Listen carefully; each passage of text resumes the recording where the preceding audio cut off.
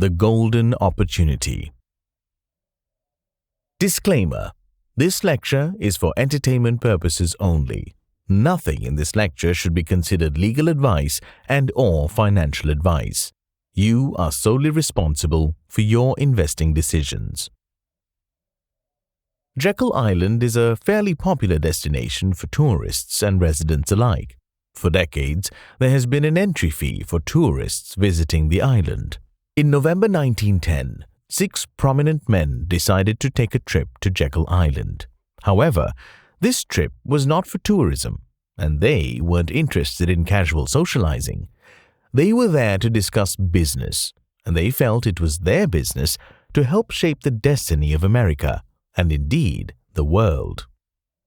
Senator Nelson Aldrich traveled to Jekyll Island with Paul Warburg, A. Piatt Andrew, Henry Davison, Arthur Shelton, and Frank Vanderlip. These men had met on Jekyll Island to determine how they could fix America's banking system, which they thought needed an entire revamp. But before we go further, why did they think there was something wrong with the banking system? What exactly went wrong in America? The Panic of 1907. America had its fair share of financial crises, and one in the early 20th century shook the country to its core. It became known as the Panic of 1907. In mid-October of 1907, the New York Stock Exchange plummeted to almost 50% of its highest value the previous year. Concurrently, there was an increase in Americans withdrawing their money from banks, indicating a distrust of the financial institutions that demanded their trust.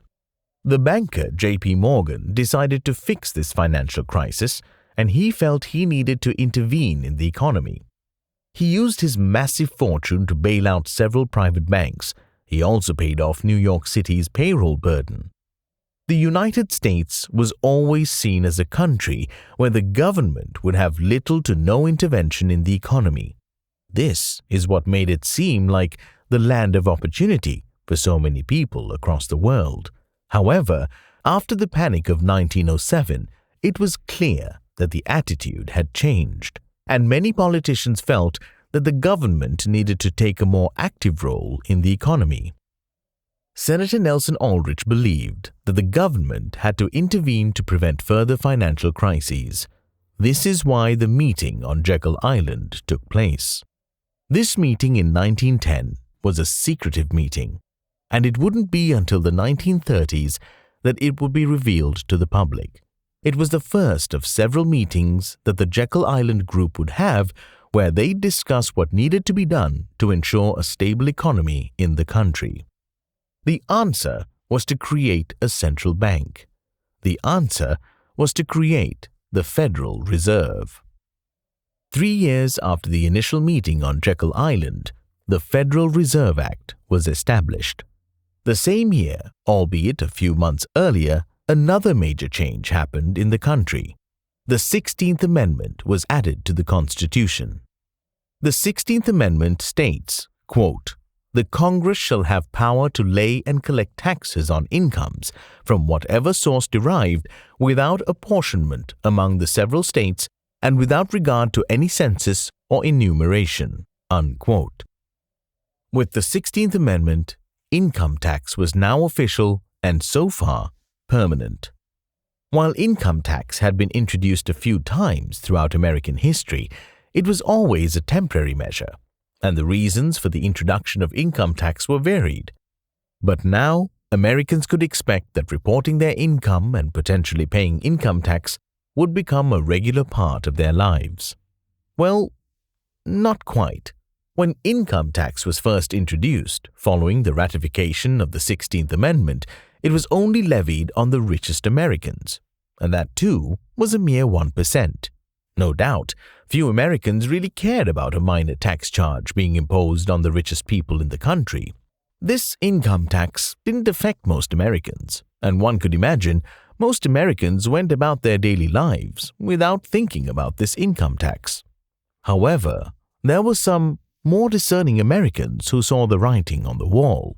There were Americans who felt that the income tax would be levied on all Americans and that this would have serious consequences on liberty.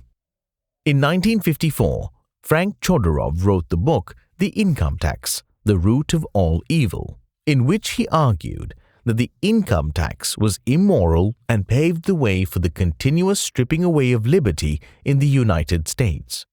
But over 70 years since Chodorov's book was released, the income tax is still here, and many Americans feel less free.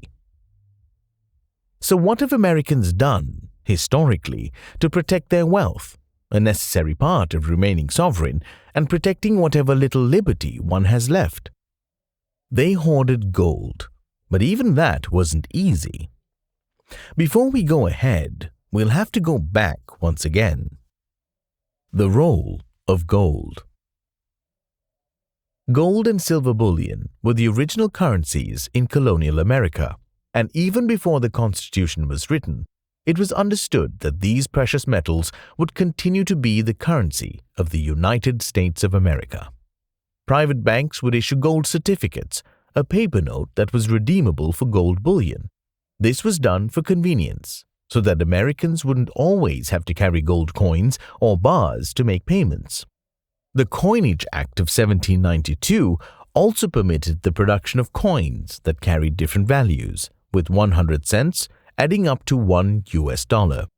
Colonial America also had paper currency, popular among collectors today.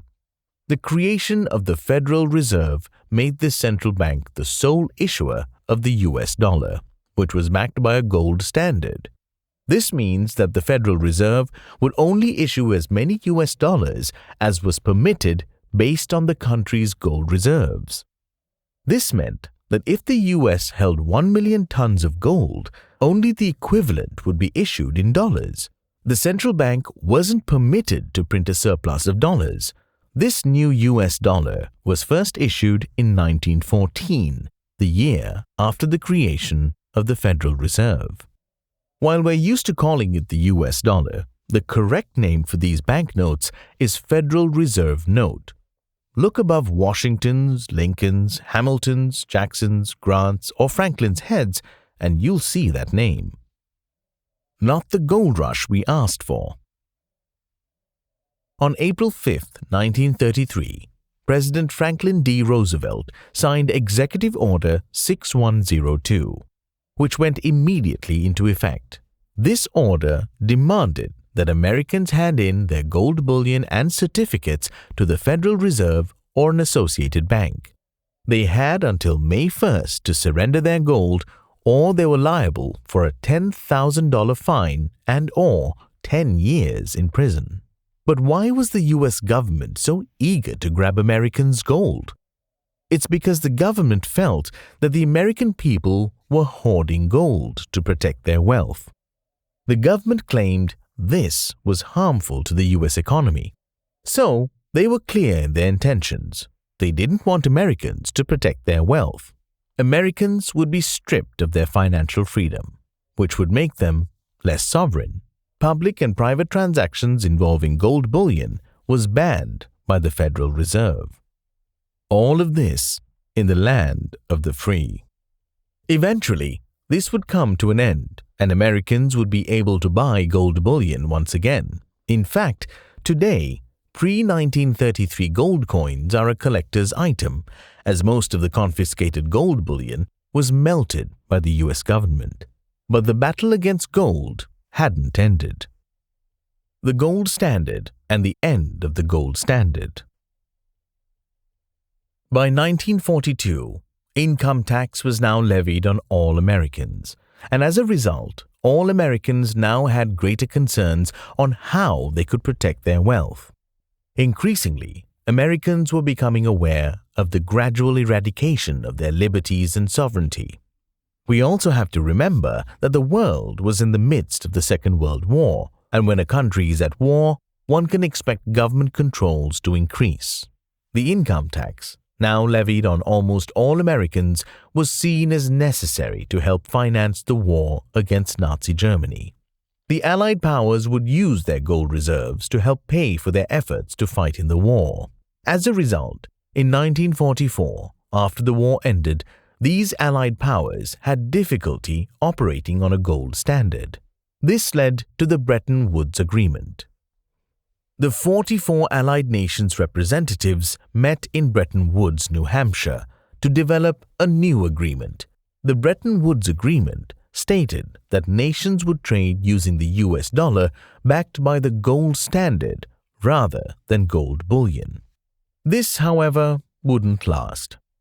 In August 1971, President Richard Nixon announced that the gold standard would no longer back the US dollar. Nixon asserted that international speculators were working to weaken the US dollar's power. The Federal Reserve now had the authority to print as much money as it wished, as the country's gold reserves no longer restrained it. 3 years later, President Gerald Ford signed a bill that allowed Americans to buy, sell, and possess gold, putting an end to the draconian order passed by the Roosevelt administration. While this was a significant move to restore American sovereignty, all was not well. The Federal Reserve would continue to print an excess amount of dollars, and as a result, the currency lost its value. Today, the US dollar remains the reserve currency of the world, but it's not as strong as it used to be. Discussions about the end of the US dollar are ongoing, and this has led to other countries and their citizens looking for alternatives. Gold has always been an alternative, and for most of human history, it wasn't an alternative. It was the standard. Gold has always been seen as a store of wealth. It's scarce and requires a lot of effort to mine. The gold you hold maintains its value and is recognized all over the world, from New York to New Delhi and from Timbuktu to Tasmania. While many fear the continuing devaluation and potential end of the Federal Reserve note, others are taking action by hoarding the precious metal that has stood the test of time. Perhaps now there's a golden opportunity. Lecture written by Raghav Suri. Text, excluding text from the US Constitution, and audio is copyright 2025 Raghav Suri. All rights reserved. Get a speech or lecture written for you at suristrategies.com. Lecture delivered by Ram Ranjini. For more works by Ram Ranjini and VO services, visit Ram Ranjini VO on Instagram. Thanks for watching.